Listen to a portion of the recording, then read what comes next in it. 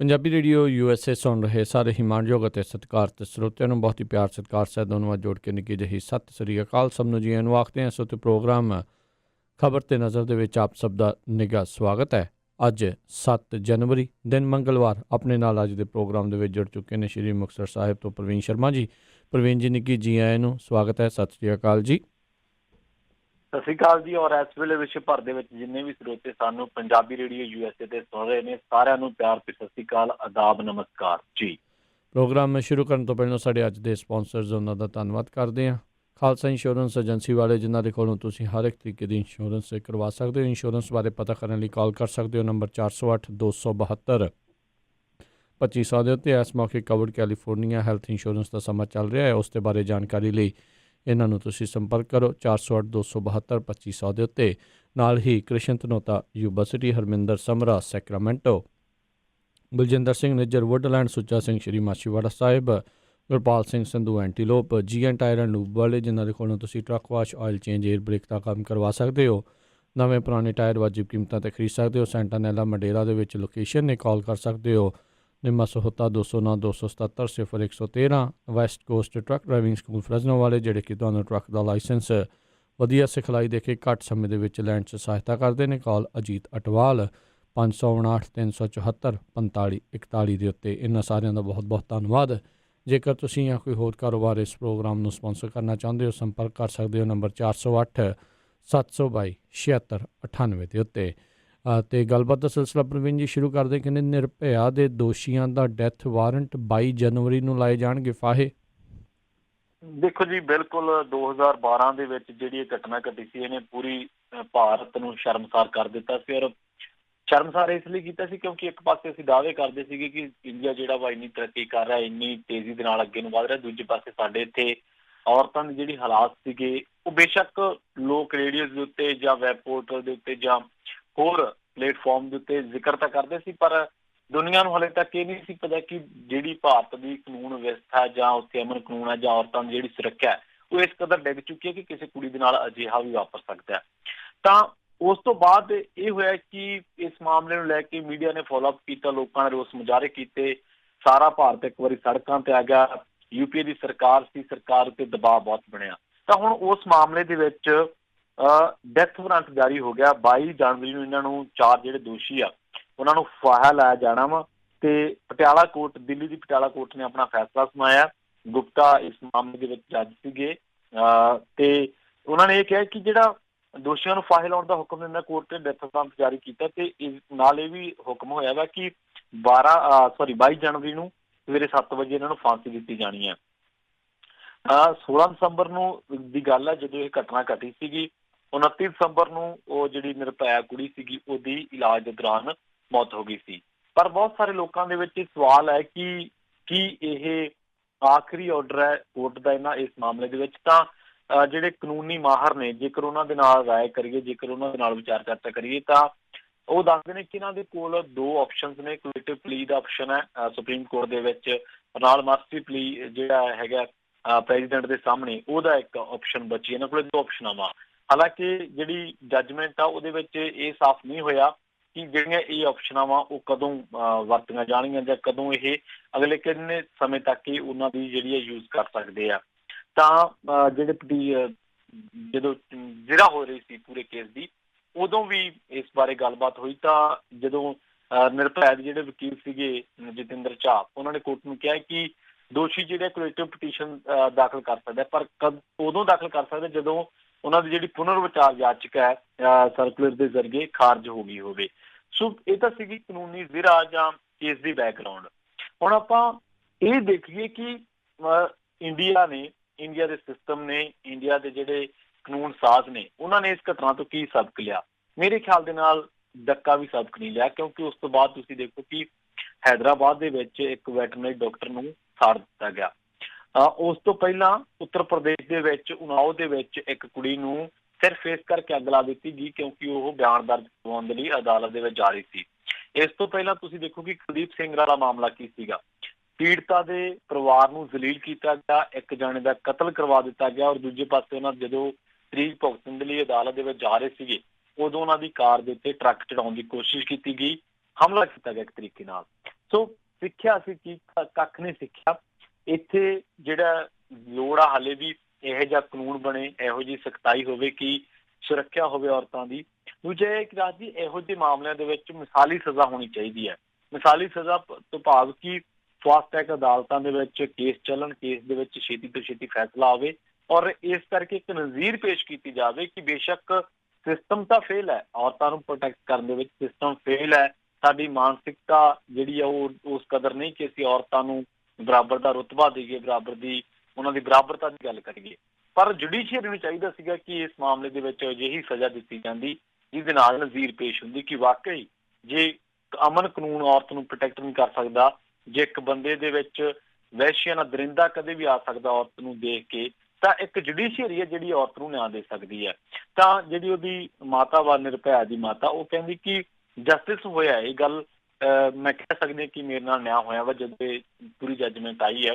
ਪਰ ਉਹ ਕਹਿੰਦੀ ਕਿ ਔਰਤਾਂ ਜਿਹੜੀਆਂ ਨੇ ਇਹ ਨਹੀਂ ਹੈ ਕਿ ਮੇਰੀ ਧੀ ਨਾਲ ਹੋ ਗਿਆ, ਉਹਦੇ ਦੋਸ਼ੀ ਜਿਹੜੇ ਆ ਫਾਈਲ ਆ ਦਿੱਤੇ ਜਾਣ। ਉਹ ਕਹਿੰਦੀ ਸਾਰੇ ਜਿਹੜੀਆਂ ਇੰਡੀਆ ਦੀਆਂ ਔਰਤਾਂ ਵਾ ਉਹ ਇਹੋ ਜਿਹੇ ਮਾਹੌਲ ਦੇ ਵਿੱਚੋਂ ਲੰਘਣ ਕਿ ਆਪਣੇ ਆਪ ਨੂੰ ਸੁਰੱਖਿਅਤ ਮਹਿਸੂਸ ਕਰਨ, ਉਹਨਾਂ ਦੀ ਕੋਈ ਆਬਰੂ ਨੂੰ ਹੱਥ ਨਾ ਪਾਵੇ। ਜੀ ਜੀ ਜੀ ਅਗਲੀ ਜਿਹੜੀ ਗੱਲ ਕਰਦੇ ਕਹਿੰਦੇ JNU ਵਿਦਿਆਰਥੀ ਸੰਘ ਦੀ ਪ੍ਰਧਾਨ ਆਇਸ਼ਾ ਘੋਸ਼ ਵਿਰੁੱਧ ਦਿੱਲੀ ਪੁਲਿਸ ਨੇ ਦਰਜ ਕੀਤੀ ਆ FIR ਅਤੇ ਹੋਰ ਵੀ ਰਿਪੋਰਟਾਂ ਆ ਰਹੀਆਂ ਵੀ ਉੱਥੇ ਫਿਰ ਜਿਹੜੀ ਭੰਨਤੋੜ ਅਤੇ ਕੁੱਟਮਾਰ ਵੀ ਹੋਈ ਆ।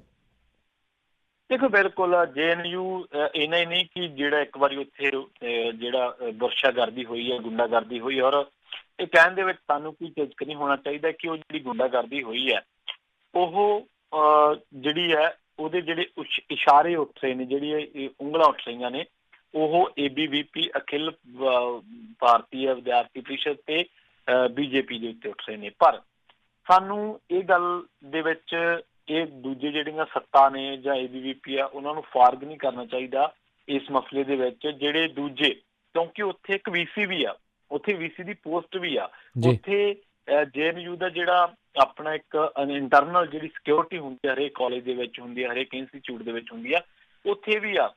ਰਾਜ ਜੀ ਜਿਹੜਾ JNU ਦਾ ਲਾਇਬ੍ਰੇਰੀ ਦਾ ਬਜਟ ਆ ਉਸ ਤੋਂ ਕਿਤੇ ਜ਼ਿਆਦਾ ਉਹਦੀ ਸਿਕਿਉਰਿਟੀ ਦਾ ਬਜਟ ਆ। ਸੋ ਹਾਲਾਤ ਉੱਥੇ ਨੇ ਕਿ ਹਲੇ ਵੀ ਰੋਸ ਮੁਜ਼ਾਹਰਾ ਹੋ ਰਿਹਾ। ਇੱਕ ਵਾਰੀ ਫੇਰ ਵਿਦਿਆਰਥੀਆਂ ਦੇ ਦਰਮਿਆਨ ਝੜਪ ਹੋਈ ਸੀ। ਹੁਣ ਵੀ ਜਿਹੜੀ ਇੱਕ ਬਾਲੀਵੁੱਡ ਅਦਾਕਾਰਾ ਦੀਪਿਕਾ ਪਾਦੂਕੋਣ, ਉਹਨੇ ਵੀ ਜਾ ਕੇ ਉੱਥੇ ਉਹਨਾਂ ਨੂੰ ਜਿਹੜੇ ਪ੍ਰੋਟੈਸਟ ਕਰ ਰਹੇ ਨੇ, ਰੋਸ ਮੁਜ਼ਾਹਰੇ ਕਰ ਰਹੇ ਨੇ, ਉਹਨਾਂ ਵਿਦਿਆਰਥੀਆਂ ਨੂੰ ਜਾ ਕੇ ਸਮਰਥਨ ਦਿੱਤਾ ਵਾ।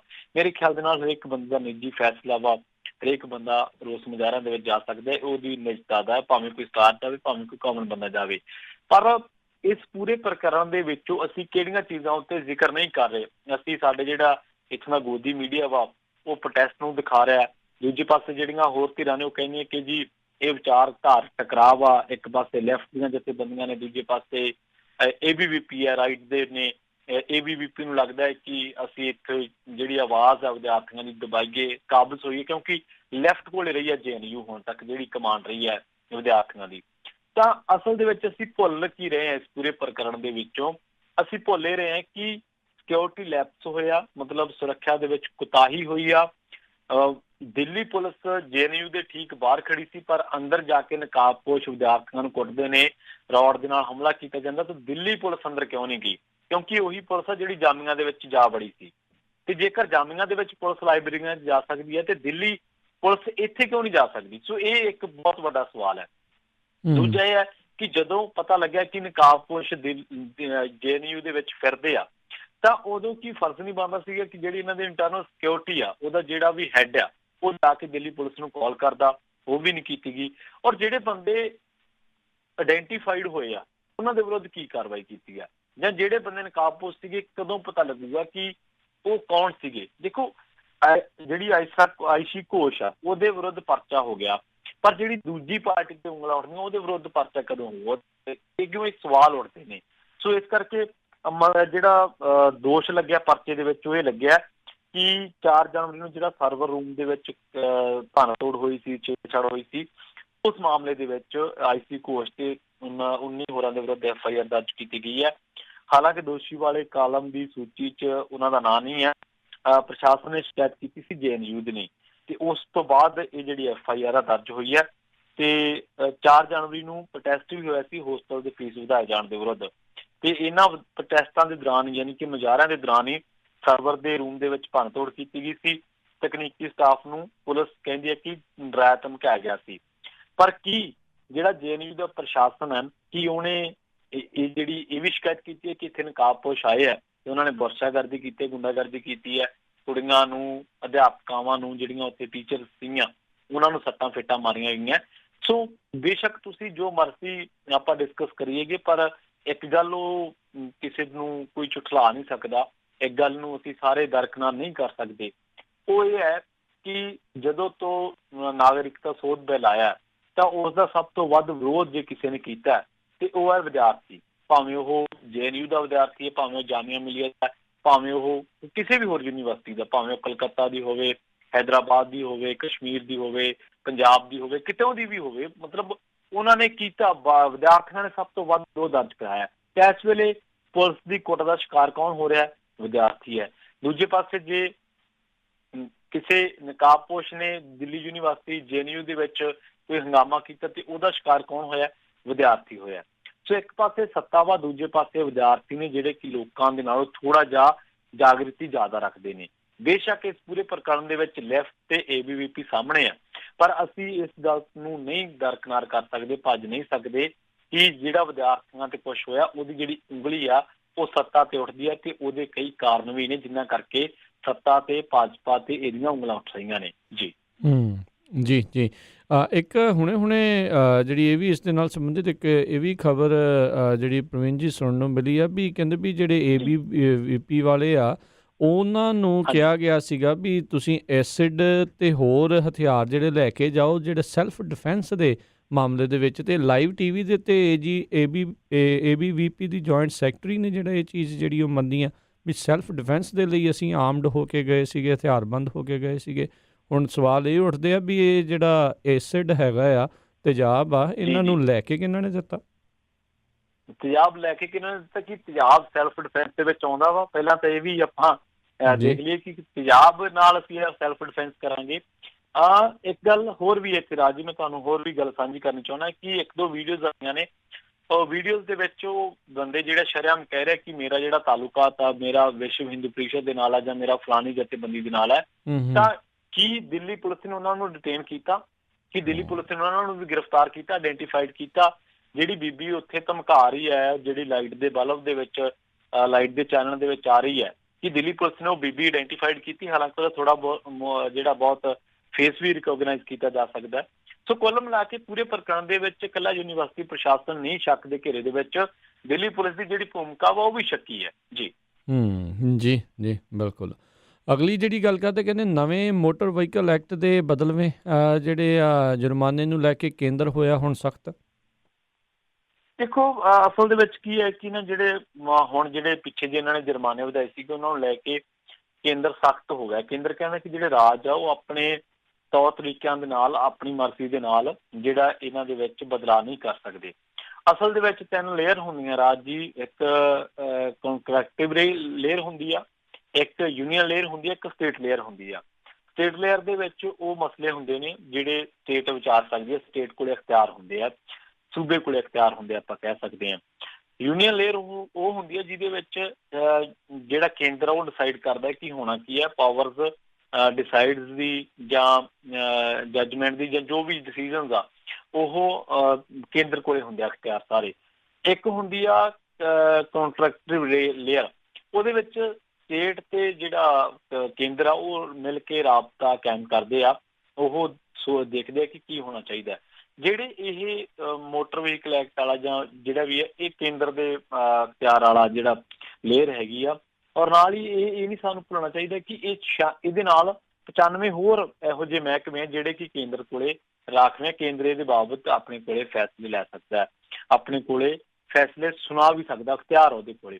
ਤਾਂ ਦੇਖੋ ਮਹਿੰਗੇ ਜੁਰਮਾਨੇ ਕਈ ਸਟੇਟਾਂ ਨੇ ਜਿਹੜਾ ਵਾ ਇਹਨਾਂ ਦੇ ਵਿੱਚ ਤਬਦੀਲੀਆਂ ਕਰਨ ਦੀ ਕੋਸ਼ਿਸ਼ ਕੀਤੀ ਸੀਗੀ। ਤਾਂ ਹੁਣ ਕੇਂਦਰ ਕਹਿੰਦਾ ਕਿ ਜਿਹੜੀ ਉੱਥੇ ਐਡਵਾਈਜ਼ਰੀ ਆ ਜਿਹਦੇ ਵਿੱਚ ਗ੍ਰਹਿ ਸਕੱਤਰ ਸੀਗਾ ਜਾਂ ਜਿਹੜੇ ਟਰਾਂਸਪੋਰਟ ਮਹਿਕਮੇ ਦੇ ਕੁਝ ਖਾਸ ਸੀਗੇ, ਗੜਪੀ ਸਾਹਿਬ ਵੀ ਉਹਦੇ ਵਿੱਚ ਸੀਗੇ, ਤੇ ਜਿਹੜਾ ਸੜਕ ਤੇ ਜਿਹੜਾ ਆਪਣਾ ਪਰਿਵਾਹਨ ਮਹਿਕਮਾ ਵਾ ਉਹਨੇ ਵੀ ਇਸ ਮਸਲੇ ਦਾ ਸੰਗਿਆਨ ਲਿਆ ਕਿ ਜਿਹੜੀਆਂ ਸਟੇਟਾਂ ਵਾ ਆਪਣੇ ਪੱਧਰ ਤੇ ਕੁਛ ਨਹੀਂ ਕਰ ਸਕਦੀਆਂ। ਦੇਖੋ ਜੇ ਤਾਂ ਆਪਾਂ ਐਜ਼ ਪਰ ਲਾਅ ਜਾਈਏ ਤਾਂ ਸਰਕਾਰ ਇਸ ਵੇਲੇ ਤੁਹਾਨੂੰ ਪਤਾ ਹੀ ਹੈ ਕਿ ਦੋ ਚਾਣਕਿਆਂ ਦੀ ਹੈ, ਜਿਨ੍ਹਾਂ ਨੂੰ ਅਮਿਤ ਸ਼ਾਹ ਤੇ ਮੋਦੀ ਕਹਿਣਾ ਆਪਾਂ। ਪਰ ਮੇਰੇ ਖਿਆਲ ਨਾਲ ਬੇਸ਼ੱਕ ਇਹ ਯੂਨੀਅਨ ਲੇਅਰਸ ਦੇ ਵਿੱਚ ਆਉਣ, ਭਾਵੇਂ ਕਿਸੇ ਵੀ ਲੇਅਰ ਦੇ ਵਿੱਚ ਆਉਣ, ਆਖਿਰ ਬੋਝ ਕਿਤੇ ਪੈਣਾ ਵਾ? ਬੋਝ ਨਾਗਰਿਕਾਂ ਤੇ ਪੈਣਾ ਵਾ। ਬੋਝ ਨਾਗਰਿਕਾਂ ਤੇ ਪੈਣਾ, ਤੇ ਉਹੀ ਲੋਕ ਹੈ ਜਿਨ੍ਹਾਂ ਨੇ ਮੋਦੀ ਨੂੰ ਵੋਟਾਂ ਹੁੱਬ ਕੇ ਵੋਟਾਂ ਪਾ ਕੇ ਜਿਤਾਇਆ। ਕਹਿਣ ਤੋਂ ਭਾਵੇਂ ਕਿ ਲਾਅ ਬਣਾ ਤਾਂ ਤੁਸੀਂ, ਜੁਰਮਾਨੇ ਮਹਿੰਗੇ ਕਰਕੇ, ਠੀਕ ਆ, ਪਰ ਇਹਨਾਂ ਨੂੰ ਅਮਲ ਦੇ ਵਿੱਚ ਲਿਆਉਣ ਤੋਂ ਪਹਿਲਾਂ ਤੁਸੀਂ ਜਿਹੜੇ ਰਾਜਾਂ ਦੇ ਆਵਾਜਾਈ ਮੰਤਰੀ ਆ, ਜਾਂ ਰਾਜਾਂ ਦੇ ਟਰਾਂਸਪੋਰਟ ਮੰਤਰੀ ਆ, ਜਾਂ ਹੋਰ ਜਿਹੜੇ ਉੱਥੇ ਸਕੱਤਰ ਬਿਠਾਏ ਗਏ ਆ ਕੇਂਦਰ ਸਰਕਾਰ ਨੇ, ਜਾਂ ਜਿੰਨੇ ਵੀ ਐਡਵਾਈਜ਼ਰੀ ਕਮੇਟੀਆਂ ਬਣੀਆਂ ਵਾ, ਭਾਵੇਂ ਉਹ ਹਾਈਵੇਜ਼ ਨਾਲ ਰਿਲੇਟਡ ਆ, ਭਾਵੇਂ ਉਹ ਸੜਕ ਮਹਿਕਮੇ ਨਾਲ ਰਿਲੇਟਡ ਆ, ਤਾਂ ਉਹਨਾਂ ਦੀ ਇੱਕ ਮੀਟਿੰਗ ਬੁਲਾ ਕੇ ਸਿਰਫ ਇੰਨਾ ਹੀ ਤੈਅ ਕਰ ਲਿਆ ਜਾਂਦਾ ਕਿ ਜਿਹੜੇ ਆਪਾਂ ਇਹ ਥੋਪਣ ਜਾ ਰਹੇ ਹਾਂ ਲੋਕਾਂ ਦੇ ਉੱਤੇ, ਕਿ ਸਾਡੀ ਜਿਹੜੀ ਭਾਰਤ ਦੀ ਇਕੋਨਮੀ ਆ, ਜਾਂ ਭਾਰਤ ਦੇ ਜਿਹੜੇ ਲੋਕ ਆ, ਕਿ ਇੰਨਾ ਕੁ ਅਫੋਰਡ ਕਰ ਸਕਦੇ ਆ। ਮੈਂ ਇਸ ਗੱਲ ਦਾ ਹਾਮੀ ਹੈ ਕਿ ਸਖਤੀ ਹੋਣੀ ਚਾਹੀਦੀ ਆ, ਪਰ ਕੀ ਤੁਸੀਂ ਸਖਤੀ ਜੁਰਮਾਨੇ ਵਧਾ ਕੇ ਕਰੋਗੇ? ਇਹ ਜਿਹੜੀ ਸਖਤੀ ਹੈ ਇਹ ਨਹੀਂ ਹੋਣੀ ਚਾਹੀਦੀ। ਨਾਲ ਨਾਲ ਤੁਹਾਨੂੰ ਵਿਵਸਥਾ ਵੀ ਕਾਇਮ ਕਰਨੀ ਚਾਹੀਦੀ ਹੈ। ਵਿਵਸਥਾ ਕਾਇਮ ਕਰਨ ਤੋਂ ਭਾਵ ਹੈ ਕਿ ਤੁਹਾਨੂੰ ਹਾਈਵੇਜ਼ ਵੀ ਸਿਕਿਉਰ ਕਰਨੇ ਚਾਹੀਦੇ, ਪ੍ਰੋਟੈਕਟ ਕਰਨੇ ਚਾਹੀਦੇ ਰੋਬਰੀ ਜਾਂ ਹੋਰ ਵਗੈਰਾ ਤੋਂ। ਦੂਜੇ ਪਾਸੇ ਇਹ ਵੀ ਹੈ ਕਿ ਜੇਕਰ ਤੁਸੀਂ ਇਸ ਤਰ੍ਹਾਂ ਦੇ ਜੁਰਮਾਨੇ ਭਾਰੀ ਵਸੂਲਣੇ ਹੀ ਹੈ, ਤਾਂ ਤੁਹਾਨੂੰ ਟੋਲ ਦੇ ਵਿੱਚ ਵੀ ਕਮੀ ਦਰਜ ਕਰਨੀ ਚਾਹੀਦੀ ਹੈ। ਫਿਰ ਜੇ ਤੁਸੀਂ ਇਸ ਤਰ੍ਹਾਂ ਦੇ ਜੁਰਮਾਨੇ ਵਸੂਲਣੇ, ਤਾਂ ਤੁਹਾਨੂੰ ਜਿਹੜਾ ਰੋਡ ਟੈਕਸ ਤੁਸੀਂ ਲੋਕਾਂ ਤੋਂ ਇੰਨਾ ਲੈਂਦੇ ਆ, ਤੁਹਾਨੂੰ ਉਹਦੇ ਵਿੱਚ ਵੀ ਸੋਧ ਕਰਨੀ ਚਾਹੀਦੀ ਹੈ। ਪਰ ਇਹ ਨਹੀਂ, ਇਹ ਸੁਣਦੇ ਤਾਂ ਕਿਸੇ ਦੀ ਹੈ ਨਹੀਂ। ਵਨ ਵੇ ਟ੍ਰੈਫਿਕ ਆ ਸਰਕਾਰ, ਵਨ ਵੇ ਕਮਿਊਨੀਕੇਸ਼ਨ ਹੈ। ਉੱਪਰੋਂ ਆਰਡਰ ਹੀ ਆਉਣਾ ਵਾ, ਇੱਧਰੋਂ ਲੋਕਾਂ ਦਾ ਫੀਡਬੈਕ ਹੈ ਉਹ ਨਹੀਂ ਸੁਣਨਾ। ਜੀ ਬਿਲਕੁਲ ਠੀਕ ਉਸੇ ਤਰ੍ਹਾਂ ਜਿਵੇਂ ਮੋਦੀ ਸਾਹਿਬ ਮਨ ਕੀ ਬਾਤ ਸੁਣਦੇ ਆ, ਮਨ ਕੀ ਬਾਤ ਤਾਂ ਕਰਦੇ ਆ, ਪਰ ਦਿਲ ਕੀ ਬਾਤ ਸੁਣਦੇ ਨਹੀਂ ਹੈ ਕਿਸੇ ਦੀ। ਜੀ ਜੀ ਜੀ। ਅਗਲੀ ਜਿਹੜੀ ਮਿੰਟੂ ਜੀ ਗੱਲ ਕਰਦੇ, ਕਹਿੰਦੇ ਜਥੇਦਾਰ ਹੁਣਾਂ ਦੇ ਦਾਅਵੇ ਦੇ ਮਗਰੋਂ ਸ਼੍ਰੋਮਣੀ ਅਕਾਲੀ ਦਲ ਕਸੂਤਾ ਘਿਰਿਆ ਆ, ਕੈਪਟਨ ਨੇ ਮੰਗਿਆ ਹਰਸਿਮਰਤ ਦਾ ਅਸਤੀਫਾ। ਦੇਖੋ ਅਸਲ ਦੇ ਵਿੱਚ ਕੀ ਹੈ ਕਿ ਜਥੇਦਾਰ ਸਾਹਿਬ ਨੇ ਬਿਆਨ ਦਿੱਤਾ ਕਿ ਜਿਹੜੇ ਸਿੱਖ ਨੇ ਉਹ ਹੁਣ ਭਾਰਤ ਦੇ ਵਿੱਚ ਵੀ ਉਹਨੇ, ਮਤਲਬ ਆਪਾਂ ਕਹਿ ਲਈਏ ਕਿ ਸੁਰੱਖਿਅਤ ਨਹੀਂ। ਉਹਨਾਂ ਨੇ ਇਹ ਗੱਲ ਖੁੱਲ੍ਹ ਕੇ ਕਹੀ ਹੈ ਕਿ ਸਿੱਖ ਭਾਰਤ ਦੇ ਵਿੱਚ ਵੀ ਸੁਰੱਖਿਅਤ ਨਹੀਂ, ਤੇ ਇਹਨਾਂ ਗੱਲਾਂ ਨੂੰ ਲੈ ਕੇ, ਕੁਝ ਹਾਦਸਿਆਂ ਨੂੰ ਲੈ ਕੇ ਉਹਨਾਂ ਨੇ ਚਿੰਤਾ ਵੀ ਜ਼ਾਹਰ ਕੀਤੀ ਹੈ। ਤੇ ਉਹ ਕਹਿੰਦੇ ਕਿ ਅਕਾਲ ਤਖਤ ਨੂੰ ਅਕਾਲੀਆਂ ਤੇ ਦਬਾਅ ਬਣਾਉਣਾ ਚਾਹੀਦਾ ਹੈ ਕਿ ਕੇਂਦਰ ਦੇ ਵਿੱਚ ਸੱਤਾਧਾਰੀ ਗੱਠਜੋੜ ਦੇ ਨਾਲ ਜਿਹੜੇ ਸਾਰੇ ਸਬੰਧ ਤੋੜ ਲਵੇ। ਤੇ ਇਹ ਵੀ ਗੱਲ ਕਹਿੰਦੇ ਕਿ ਮੋਦੀ ਸਰਕਾਰ ਦੇਸ਼ ਦੇ ਵਿੱਚ ਘੱਟ ਗਿਣਤੀਆਂ ਦੇ ਦਰਮਿਆਨ ਸੁਰੱਖਿਆ ਦੀ ਭਾਵਨਾ ਨੂੰ ਯਕੀਨੀ ਬਣਾਉਣ ਦੇ ਵਿੱਚ ਅਸਮਰਥ ਰਹੀ ਹੈ।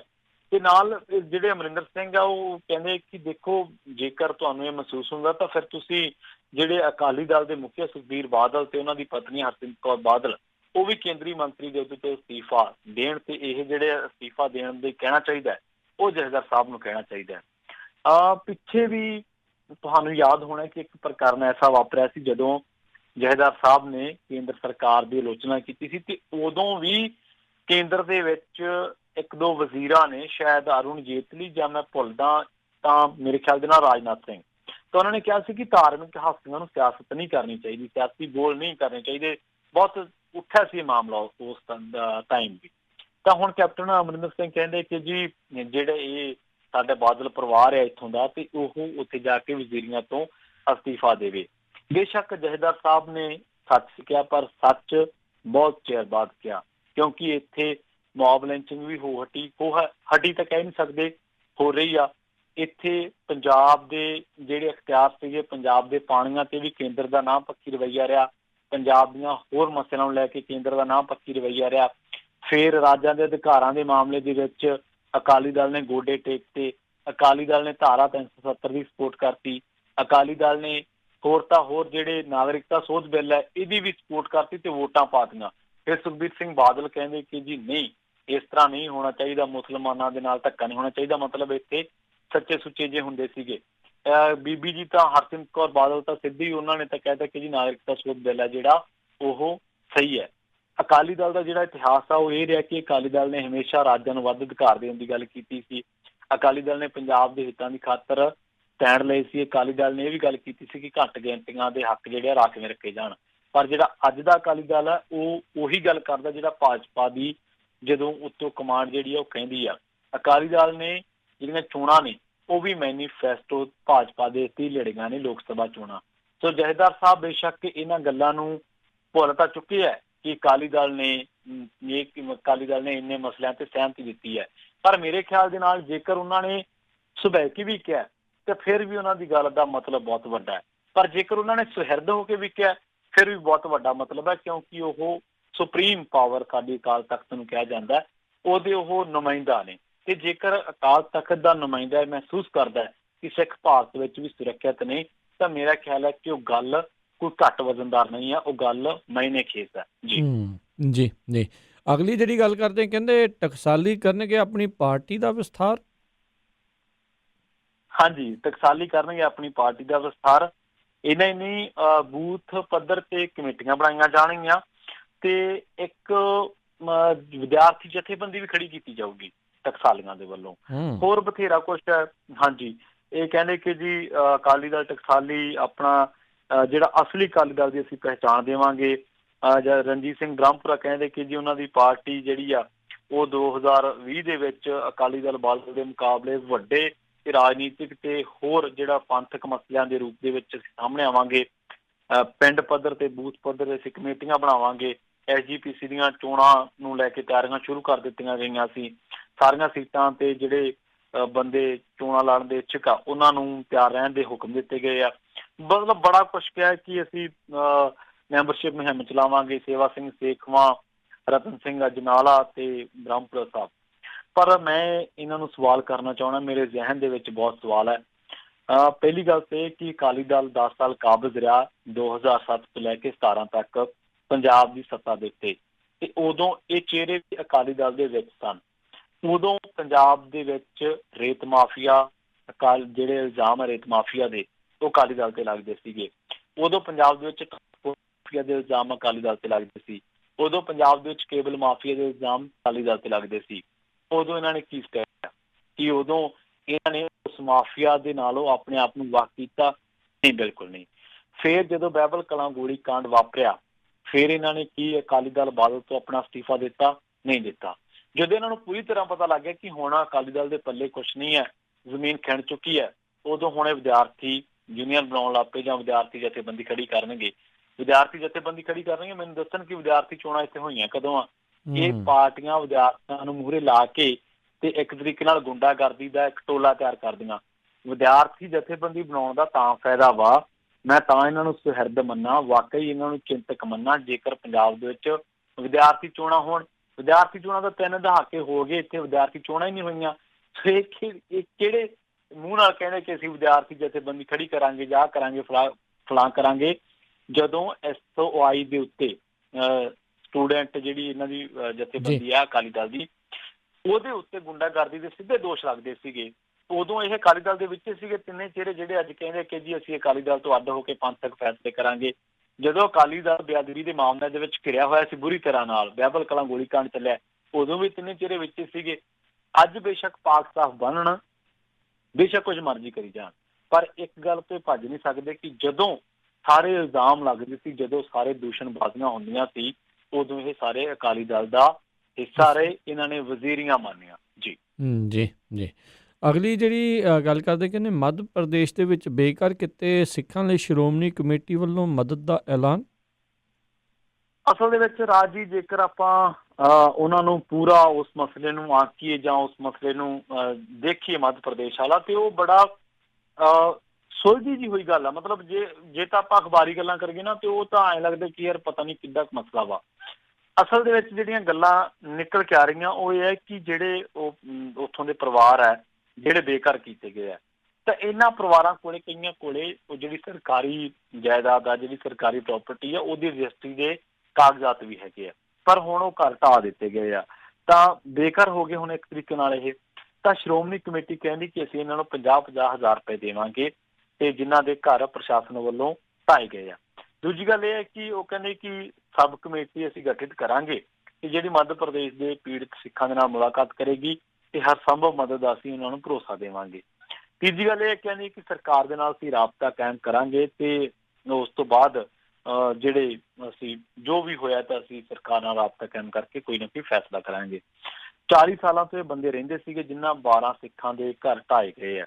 ਦੂਜੀ ਗੱਲ ਇਹ ਹੈ ਕਿ ਜਿਹੜੇ ਜੋ ਵੀ ਉੱਥੇ ਮਤਲਬ ਪ੍ਰਕਰਨ ਵਾਪਰਿਆ ਜਾਂ ਜੋ ਵੀ ਉੱਥੇ ਚੀਜ਼ਾਂ ਲੇਟ ਹੋਈਆਂ, ਤਾਂ ਉਹਦੇ ਵਿੱਚ ਸ਼੍ਰੋਮਣੀ ਕਮੇਟੀ ਨੂੰ ਪਹਿਲਾਂ ਹੀ ਥੋੜ੍ਹਾ ਜਿਹਾ ਛੇਤੀ ਸਟੈਂਡ ਲੈਣਾ ਚਾਹੀਦਾ ਸੀ। ਦੇਖੋ ਰਾਜੀ, ਇਹ ਤਾਂ ਮਸਲਾ ਹੈਗਾ ਮੱਧ ਪ੍ਰਦੇਸ਼ ਦਾ, ਪਰ ਜੇਕਰ ਆਪਾਂ ਉਸ ਤੋਂ ਥੋੜਾ ਜਿਹਾ ਇੱਧਰ ਨੂੰ ਆ ਜਾਈਏ, ਜੀ ਉੱਤਰ ਪ੍ਰਦੇਸ਼ ਦੇ ਵਿੱਚ ਨਗਰ ਕੀਰਤਨ ਕੱਢ ਰਹੇ ਸਿੱਖਾਂ ਉੱਤੇ ਪਰਚਾ ਹੋਇਆ, ਸ਼੍ਰੋਮਣੀ ਕਮੇਟੀ ਨੇ ਕੀ ਕੀਤਾ। ਉਸ ਤੋਂ ਬਾਅਦ ਗੁਜਰਾਤ ਦੇ ਵਿੱਚ ਪੰਜਾਬੀਆਂ ਦਾ ਉਜਾੜਾ ਹੋਇਆ, ਸ਼੍ਰੋਮਣੀ ਕਮੇਟੀ ਨੇ ਕੀ ਕੀਤਾ। ਸਿੱਕਮ ਦੇ ਵਿੱਚ ਗੁਰਦੁਆਰਾ ਡਾਂਗਮਾਰ ਸਾਹਿਬ ਜਿਹੜਾ ਹੈ ਉਹਦਾ ਮਸਲਾ ਚੱਲ ਰਿਹਾ, ਔਰ ਪੰਜਾਬੀ ਭਾਈਚਾਰੇ ਨਾਲ ਉੱਥੇ ਦੂਜੇ ਭਾਈਚਾਰੇ ਦੇ ਲੋਕ ਟਕਰਾਅ ਦੇ ਵਿੱਚ ਸੀ। ਸ਼੍ਰੋਮਣੀ ਕਮੇਟੀ ਨੇ ਤੇ ਵਫਦ ਭੇਜੇ, ਪਰ ਉਸ ਤੋਂ ਬਾਅਦ ਕੀ ਹੋਇਆ ਉਹ ਵੀ ਜ਼ਰੂਰ ਦੱਸੇ। ਇਸ ਤੋਂ ਇਲਾਵਾ ਜਿਹੜਾ ਇੱਕ ਪਿੱਛੇ ਜੇ ਮੱਠ ਢਾਇਆ ਗਿਆ ਸੀਗਾ, ਜੀ ਸ਼੍ਰੋਮਣੀ ਕਮੇਟੀ ਉੱਥੇ ਵੀ ਗਈ, ਲੇਟ ਗਈ। ਕਹਿਣ ਤੋਂ ਭਾਵ ਇਹ ਹੈ ਕਿ ਕੀ ਸ਼੍ਰੋਮਣੀ ਕਮੇਟੀ ਜਿਹੜੀ ਆ ਉਹ ਸਿਰਫ ਇਸ ਕਰਕੇ ਹੀ ਹੈ ਕਿ ਬਈ ਕੋਈ ਘਟਨਾ ਵਾਪਰੂਗੀ, ਸਿੱਖਾਂ ਦਾ ਕੋਈ ਕਿਸੇ ਵੀ ਸਿੱਖ ਦਾ ਘਰ ਢਾਇਆ ਜਾਊਗਾ, ਉਹ ਵਿਚਾਰਾ ਸੜਕ ਜਾਊਗਾ ਤੇ ਫਿਰ ਸ਼੍ਰੋਮਣੀ ਕਮੇਟੀ ਮਦਦ ਕਰੂਗੀ। ਇੰਨਾ ਵੱਡਾ ਬਜਟ ਹੈ, ਏਡਾ ਵੱਡਾ ਅਦਾਰਾ ਸਿੱਖਾਂ ਦੀ, ਮੈਂ ਕਹਿੰਦਾ ਕਿ ਬਹੁਤ ਵੱਡੀ ਨੁਮਾਇੰਦਾ ਜਥੇਬੰਦੀ ਹੈ ਸ਼੍ਰੋਮਣੀ ਕਮੇਟੀ।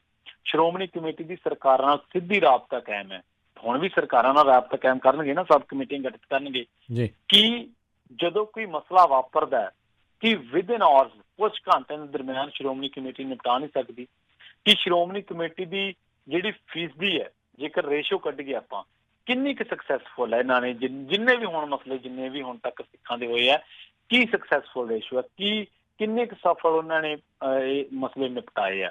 ਮੇਰੇ ਖਿਆਲ ਦੇ ਨਾਲ ਹੁਣ ਉਹ ਟਾਈਮ ਗਿਆ ਅਖਬਾਰੀ ਗੱਲਾਂ ਕਰਨ ਦਾ, ਹੁਣ ਉਹ ਟਾਈਮ ਗਿਆ ਬਿਆਨਬਾਜ਼ੀ ਦਾ।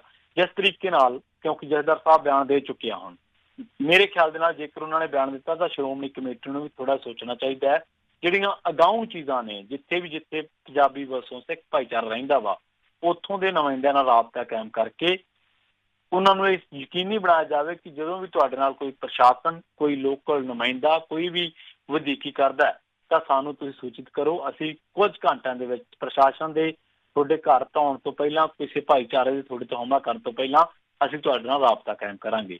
ਫਿਰ ਸ਼ਾਇਦ ਕੁਛ ਨਾ ਕੁਛ ਨਤੀਜੇ ਜਿਹੜੇ ਆ ਉਹ ਚੰਗੇ ਨਿਕਲ ਸਕਦੇ। ਜੀ ਅਗਲੀ ਜਿਹੜੀ ਗੱਲ ਕਰੀਏ, ਜਿਹੜੇ ਪ੍ਰਵੀਨ ਜੀ ਕਹਿੰਦੇ ਓਪੀ ਸੋਨੀ ਨੇ ਗਾਏ ਹੁਣ ਅਕਾਲੀਆਂ ਦੇ ਗੁਣ। ਹਾਂਜੀ, ਓਪੀ ਸੋਨੀ ਨੇ ਅਕਾਲੀਆਂ ਦੇ ਗੁਣ ਗਾਏ। ਅਸਲ ਦੇ ਵਿੱਚ ਜਲੰਧਰ ਦੇ ਵਿੱਚ ਨਾ ਕੈਬਨਿਟ ਮੰਤਰੀ ਪੰਜਾਬ ਉਹ ਜਿਹੜੇ ਓਪੀ ਓਮ ਪ੍ਰਕਾਸ਼ ਸੋਨੀ ਹੈ, ਉਹਨਾਂ ਦੀ ਅਗਵਾਈ ਦੇ ਵਿੱਚ ਸ਼ਿਕਾਇਤ ਨਿਵਾਰਨ ਕਮੇਟੀ ਦੀ ਮੀਟਿੰਗ ਹੋਈ ਸੀ, ਜਿਸ ਦੇ ਵਿੱਚ ਜ਼ਿਲ੍ਹਾ ਪ੍ਰਸ਼ਾਸਨ ਦੇ ਸਮੂਹ ਅਧਿਕਾਰੀਆਂ ਦੇ ਨਾਲ ਸ਼ਹਿਰ ਦੇ ਵਿਧਾਇਕ ਵੀ ਸੀਗੇ, ਮੇਅਰ ਸੀਗੇ, ਕਮੇਟੀ ਦੇ ਮੈਂਬਰ ਸੀਗੇ। ਤੇ ਉਹ ਕਹਿੰਦੇ ਕਿ 10 ਸ਼ਿਕਾਇਤਾਂ ਸਾਨੂੰ ਮਿਲੀਆਂ ਜਦੋਂ ਪ੍ਰੈਸ ਕਾਨਫਰੰਸ ਕਰ ਰਹੇ ਸੀਗੇ ਸੋਨੀ, ਤੇ ਜਿਨ੍ਹਾਂ ਦੇ ਵਿੱਚ 8 ਦਾ ਹੱਲ ਕਰ ਦਿੱਤਾ ਗਿਆ, ਬਾਕੀ 2 ਦਾ ਹੱਲ ਅਗਲੀ ਬੈਠਕ ਦੇ ਵਿੱਚ ਕਰ ਦਿਆਂਗੇ। ਉਹ ਕਹਿੰਦੇ ਕਿ ਜਲੰਧਰ ਦੇ ਵਿੱਚ ਸਭ ਤੋਂ ਵੱਡੀ ਸਮੱਸਿਆ ਟ੍ਰੈਫਿਕ ਦੀ ਹੈ ਤੇ ਛੇਤੀ ਹੱਲ ਕਰਨ ਦਾ ਇਹਨੂੰ ਯਤਨ ਕਰਾਂਗੇ। ਜਦੋਂ ਟੁੱਟੀਆਂ ਸੜਕਾਂ ਬਾਰੇ ਉਹਨਾਂ ਨੂੰ ਸਵਾਲ ਕੀਤਾ ਮੀਡੀਆ ਦੇ ਕੁਝ ਬੰਦਿਆਂ ਨੇ, ਤਾਂ ਉਹ ਕਹਿੰਦੇ ਕਿ ਸੜਕਾਂ ਬਣਦੀਆਂ ਵੀ ਤੇ ਟੁੱਟਦੀਆਂ ਵੀ। ਤੇ ਨਾਲ ਇਹ ਗੱਲ ਕਹਿੰਦੇ ਕਿ ਮੈਂ ਸ਼੍ਰੋਮਣੀ ਅਕਾਲੀ ਦਲ ਇਸ ਗੱਲ ਤੋਂ ਭੱਜਦਾ ਨਹੀਂ ਕਿ ਸੂਬੇ ਦੇ ਵਿੱਚ ਸ਼੍ਰੋਮਣੀ ਅਕਾਲੀ ਦਲ ਨੇ ਸੜਕਾਂ ਬਣਾਈਆਂ, ਪਰ ਪੂਰੀਆਂ ਸਾਡੀ ਸਰਕਾਰ ਦੇ ਕਾਰਜਕਾਲ ਦੇ ਵਿੱਚ ਹੋਈਆਂ। ਦੇਖੋ, ਇਸ ਦੇ ਵਿੱਚ ਕੋਈ ਦੋ ਰਾਏ ਨਹੀਂ ਹੈ ਕਿ ਇਸ ਤੋਂ ਪਹਿਲਾਂ ਵੀ ਚਰਨਜੀਤ ਸਿੰਘ ਚੰਨੀ ਜਦੋਂ ਆਪੋਜੀਸ਼ਨ ਦੇ ਵਿੱਚ ਸੀਗੇ ਤੇ ਉਦੋਂ ਸੁਖਬੀਰ ਸਿੰਘ ਬਾਦਲ ਨੇ ਉਹਨਾਂ ਨੂੰ ਮਜ਼ਾਕੀਆ ਲਹਿਜੇ ਦੇ ਵਿੱਚ ਕਿਹਾ ਸੀ ਕਿ ਇੱਕ ਵੀ ਕੰਮ ਗਣਾ ਦਿਓ ਜਿਹੜਾ ਕੈਪਟਨ ਸਾਹਿਬ ਨੇ ਕੀਤਾ ਹੋਵੇ, ਤੇ ਉਹ ਕਹਿੰਦੇ ਕਿ ਸੜਕਾਂ ਦਾ ਪੈਚ ਵਰਕ ਕਰਾਇਆ ਸੀ। ਉਸ ਤੋਂ ਬਾਅਦ ਉਹਨਾਂ ਦੀ ਖਿੱਲੀ ਬਹੁਤ ਉੱਡੀ ਸੀ ਵਿਧਾਨ ਸਭਾ ਦੇ ਵਿੱਚ। ਅਕਾਲੀਆਂ ਦੇ ਗੁਣ ਗਾਉਣ ਦਾ ਜਿਸ ਤੱਕ ਮੰਤਵ ਹੈ, ਦੇਖੋ ਅਕਾਲੀਆਂ ਦੇ ਗੁਣ ਬੇਸ਼ੱਕ ਰਾਜ ਦੀ ਗਾਈ ਜਾਣ, ਪਰ ਇਸ ਗੱਲ ਤੇ ਇਹਨਾਂ ਨੂੰ ਭੱਜਣਾ ਚਾਹੀਦਾ ਕਿ ਜੇਕਰ ਸੱਤਾ ਦੀ ਕੁਰਸੀ ਅੱਜ ਨਸੀਬ ਹੋਈ ਹੈ ਤੇ ਉਹ ਅਕਾਲੀਆਂ ਨੂੰ ਭੰਡ ਕੇ ਹੋਈ ਹੈ। ਉਹ 4 ਹਫ਼ਤਿਆਂ ਦੇ ਵਿੱਚ ਗੁਟਕਾ ਸਾਹਿਬ ਹੱਥ ਦੇ ਵਿੱਚ ਫੜ ਕੇ 4 ਹਫ਼ਤਿਆਂ ਦੇ ਵਿੱਚ ਨਸ਼ਾ ਖਤਮ ਕਰਨ ਦੀ ਗੱਲ ਨੂੰ ਲੈ ਕੇ ਹੋਈ ਹੈ ਸਰਕਾਰ ਆਈ ਹੈ। ਘਰ ਘਰ ਰੁਜ਼ਗਾਰ ਦੇਣ ਦੇ ਵਾਅਦੇ ਨਾਲ ਸਰਕਾਰ ਆਈ ਹੈ, ਕਰਜ਼ਾ ਮਾਫ਼ ਕਰਨ ਦੇ ਵਾਅਦੇ ਨਾਲ ਸਰਕਾਰ ਆਈ ਹੈ। ਹੁਣ ਇਹਨਾਂ ਨੂੰ ਅਕਾਲੀਆਂ ਦੇ ਬਾਰੇ ਤਾਂ ਪਤਾ ਲੱਗਦਾ, ਪਰ ਓਪੀ ਸੋਨੀ ਸਾਹਿਬ ਭਾਵੇਂ ਸਿਫਤਾਂ ਕਿਸੇ ਦੀਆਂ ਮਰਜ਼ੀ ਕਰੀ ਜਾਣ, ਪਰ ਘੱਟੋ ਘੱਟ ਆਪਣੀ ਸਰਕਾਰ ਦਾ ਰਿਪੋਰਟ ਕਾਰਡ ਜ਼ਰੂਰ ਨਾ ਰੱਖਿਆ ਕਰਨ ਕਿ ਉਹਨਾਂ ਨੇ ਲੰਘੇ 3 ਸਾਲਾਂ ਦੇ ਵਿੱਚ ਕੀਤਾ ਕੀ ਹੈ। ਕਿਉਂਕਿ ਅੱਜ ਪੰਜਾਬ ਦਾ ਨੌਜਵਾਨ ਕਿਸਾਨ ਸੜਕਾਂ ਤੇ ਹੈ, ਮੁਲਾਜ਼ਮ ਵੀ ਸੜਕਾਂ ਤੇ ਆ ਚੁੱਕੇ ਹੈ ਤੇ ਸਰਕਾਰ ਕੋਲੇ ਖੋਟੀ ਦੀਵਾਨੀ ਵੀ ਨਹੀਂ ਬਚੀ ਖਰਚਾ ਕਰਨ ਨੂੰ। ਜੀ ਜੀ ਜਾਂਦੇ ਜਾਂਦੇ ਗੱਲ ਕਰੀਏ, ਕਹਿੰਦੇ ਪ੍ਰਸਿੱਧ ਲੋਕ ਗਾਇਕ ਈਦੂ ਸ਼ਰੀਫ ਨਹੀਂ ਰਹੇ।